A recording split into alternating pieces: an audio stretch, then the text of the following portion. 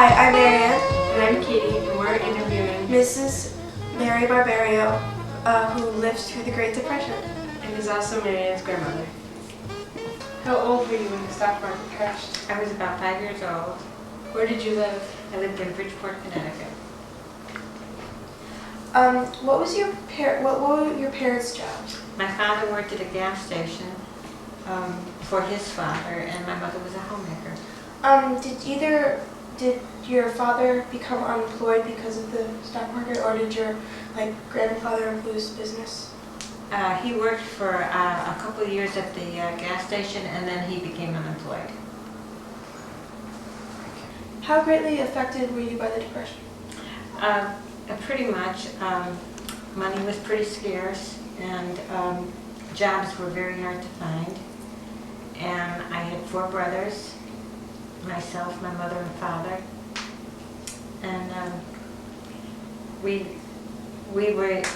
had food stamps that were given to families to get milk and bread. And once a week you would go and get milk and bread that you didn't have to pay for. The government paid for that. I see. Were these stamps were they scarce? Were they hard to find? No, they were given to all the families that needed them, and they were well taken care of, so that the families all had some food. How were you able to afford food and clothing during the Depression? Well, my father picked up odd jobs until he got something permanent, and my mother did a lot of sewing. She sewed all our clothes, a lot of baking, canning. How long were you affected by the Depression? Well, I would say between 4 or 5 years. Did your mother sew anything for you? Yes, she did. I got some material given to her from someone who owned pool tables, and she got green felt, I think it was, and made me a green coat, and it really was beautiful. And for my brothers, people gave her their old overcoats, and she would make snowsuits for them. How did your family come out of the Depression?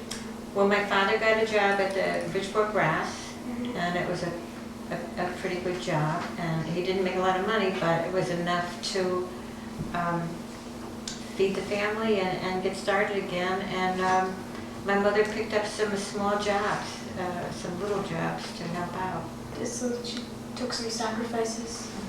She sacrificed a lot. All right, very nice. I'd like to thank you on behalf of Katie and I for coming today. It was my pleasure. All right, Thank we you.